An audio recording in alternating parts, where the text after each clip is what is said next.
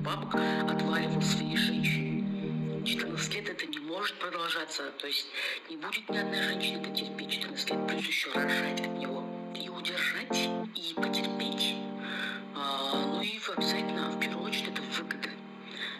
Да и во-вторых, честно говоря, мы Мульдуру узнали только благодаря тому, что она жена Турсунбека, я ее знать не знала. И, в принципе, я не люблю, когда жены чьих-то вот этих вот певцов, там, жена Кайрата Нуртаса или чья-то еще жена просто вот занимает телевизионное место, когда есть много талантов, таких харизматичных, они занимают чужое крайнее время, то есть, грубо говоря, по блату. И плюс еще интервью выходит прямо перед ее премьерой, когда она брала на вскрытии.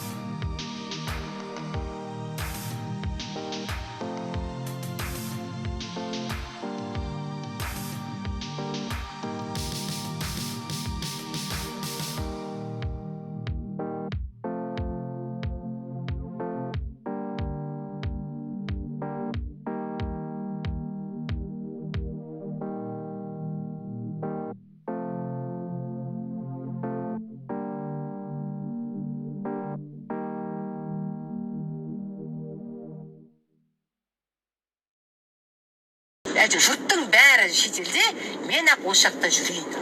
Тек мен емес, жұрттың бәрі кетіп баратыр. Ал мына біздің папамыз жолға шығып кетіп бара жатыр. Бұйырса шығарып салуға кетіп бара жатыр. Біз 20 күнге почти кетіп бара жатыр. Шығарып салайын дедім. Былай шығарып салып жүрмеймін негізі.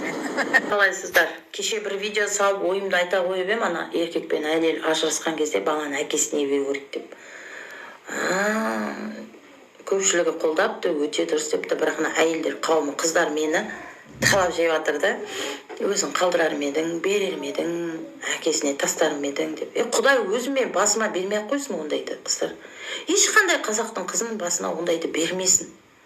Ең біріншіден ана қазақтың баласын біреуге жәутеңдетпесін. Өзінің тұқымын, әкесі, қаны кім, руы кім, неге бізде 7 ата дейді.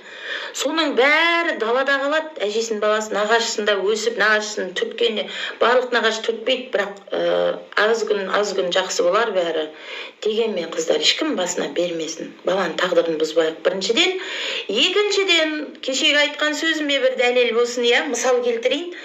Қазір тақырып тема Турсунбек болып жатыр ғой, Турсунбек, Мөлдір болып, Мөлдірді қозғамай-ақ қояйын, өз проблемасы оған жетіп жатыр, ешқандай оңай емес, әйел адамға.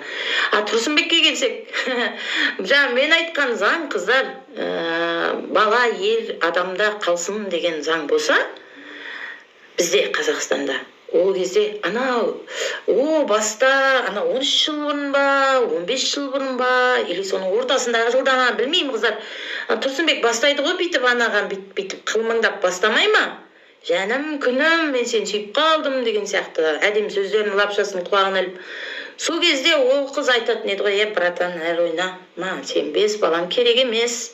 Бар, айналайын, Мөлдіріңмен бақытты бол дер еді да. Сол жерде бітіп қалатын еді да ол отношение, қыздар. Анау артында 5 баласы тұрғанда, сол заң бар болса. Плюс қайда жатыр, ажырасуға дейін бармайды да, бұл сояқта бітіп қалады. Екінші, енді осы сөзіме мысал, қазір енді Қайрекең бақалөгімен шығып жатыр ғой, Қайрат Әділгереймен бақыт деген. Қазір хит болып жатыр ғой. Ахматтарын көтеріп алып жатыр да бір кісілер. Қайрекең видео түсіріп отыр, бүйтіп. Бақалөк маған анау қыздардың дейді, бақыт дейді. Артында қыздар отыр көп. Қайсысын алып берер едің дей ма, или қайсысын берер едің дей ма, сөйтсе әйел айтады. Ол қыздар қарамайды ғой, сені қайтсын дейді. сөйтсе ана Қайрат айтады, неге мені қайтсын, менің нем бар десе айтады, артында пәлен прицебің бар, сенікі айтсын дейді.